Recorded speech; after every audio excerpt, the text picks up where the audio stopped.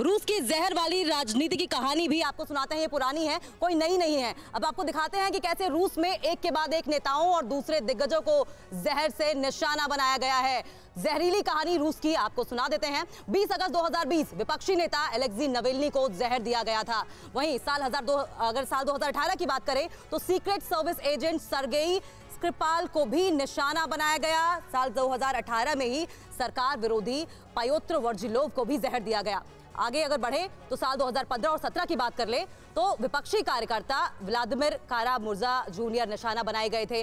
साल 2006 में केजीबी के पूर्व एजेंट कर्नल अलेक्जेंडर लित्विनोका को जहर दिया गया था। लित्विनोका साल 2004 रूस की खोजी पत्रकार एना पोलितकोवस्का को भी जहर देने की कोशिश की गई। वही साल 2004 की बात करें तो यूक्रेन के तत्कालीन राष्ट्रपति ट्विटर को भी जहर देने की कोशिश की गई थी। तो एक के बाद ये एक वो नाम थे जिनके खिलाफ जहरीली साजिश रची गई थी। रूस की जहरीली कहानी ये ग्राफिक्स के जरिए हमने आपको समझाई। तो मैम, जिस तरीके से प्रोफेसर कपिल कुमार कह रहे थे कि साजिश से उन्होंने इनकार नहीं किया, लेकिन इस खबर को पुख्ता कैसे किया जाए? क्या पुतिन प्रिकॉशनरी मेजर्स नहीं लेंगे? क्योंकि इतनी बड़ी साजिश, पूरा नेटो जिस तरीके से विपिन कह रहे थे कि उनके खिलाफ खड़ा है, यूरोपियन कंट्रीज पूरी खिलाफ खड़ी हैं, अपने आप को सेव करने की कोशिश नहीं करेंगे क्या?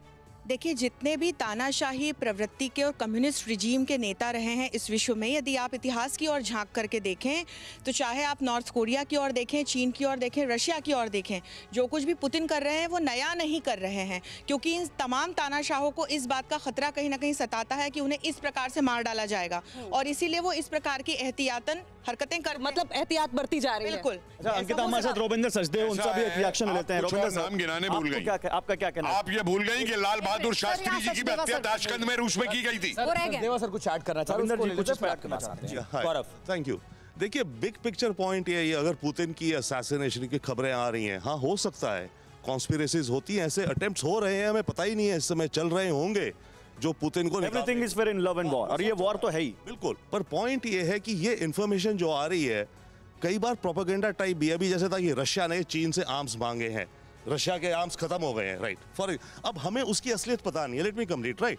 तो ऐसे में इंटेलिजेंस एजेंसीज, मीडिया, आप नैरेटिव डाल देते हो, शब्द डाल देते हैं, राइट। तो ये तो दोनों तरफ से, यूक्रेन में तो कह रहा है कि हमने 14,000 रशियन फौजी मार दिए, तो क्या ये संभव है? नहीं, यूक्रेन के कहने की बात अलग है, बट जब खबरें आती है ना अमेरिकन मीडिया, अमेरिकन सोर्सेज से, उनका एक वर्ल्ड में एक अलग नहीं, वो बात ठीक है, वो हम मानते हैं इस बात से, प्रोपेगेंडा वो बात हम मानते हैं। लौट रहे एक सवाल के साथ लौट रहे, लेकिन उससे पहले एक बड़ी खबर आ रही है, वो बता देते हैं। सर, एक अपडेट है, रूस का नेशनल गार्ड जनरल बर्खास्त किया गया है। राष्ट्रपति पुतिन ने नेशनल गार्ड जनरल को बर्खास्त कर दिया है। यूक्रेन से जारी जंग में गलतियों की वजह से बर्खास्त किया गया है। रशियन नेशनल गार्ड जनरल पर गलती करने का आरोप है।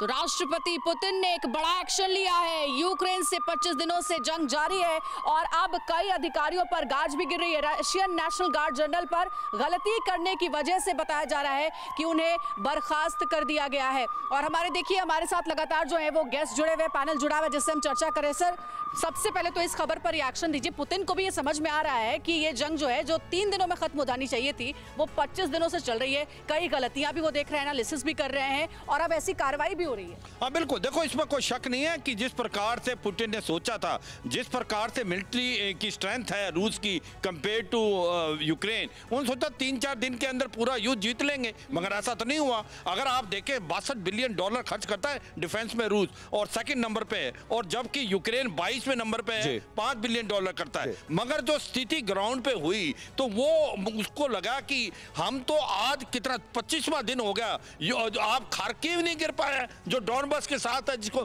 फाइनेंशियल कैपिटल मानते हैं। त्रिवेदी साहब, क्या स्ट्रैटेजी में कोई चूक हुई है? आर्मी जो स्ट्रैटेजी, उसमें चूक नजर आ रही है क्या? बिल्कुल अंजलि, इसमें बहुत बड़ी चूक है, क्योंकि जब भी आप प्लान बनाते हैं, प्लान के एक लक्ष्य होते हैं और एक बोलते हैं टाइम एंड स्पेस, कि कितने समय में आप कितना युद्ध आगे ले जाएंगे और कितनी आपको हानि उठानी पड़ेगी, कितनी कीमत चुकानी पड़ेगी। इसमें क्या हुआ है कि पुतिन साहब ने 2 गलतियां की हैं। सबसे पहले तो उनको ये अंदेशा नहीं था कि यूक्रेन फौज इतनी टक्कर देगी, इतना उनका प्रतिरोध होगा, और दूसरा उनको अपनी फौज पर बहुत ओवर एस्टिमेशन थी। और इसमें अभी 2 जगह है जहां कांटे की टक्कर है। फिक्र आपकी, सोमवार से शुक्रवार रात 9 बजे सिर्फ TV9 भारतवर्ष पर।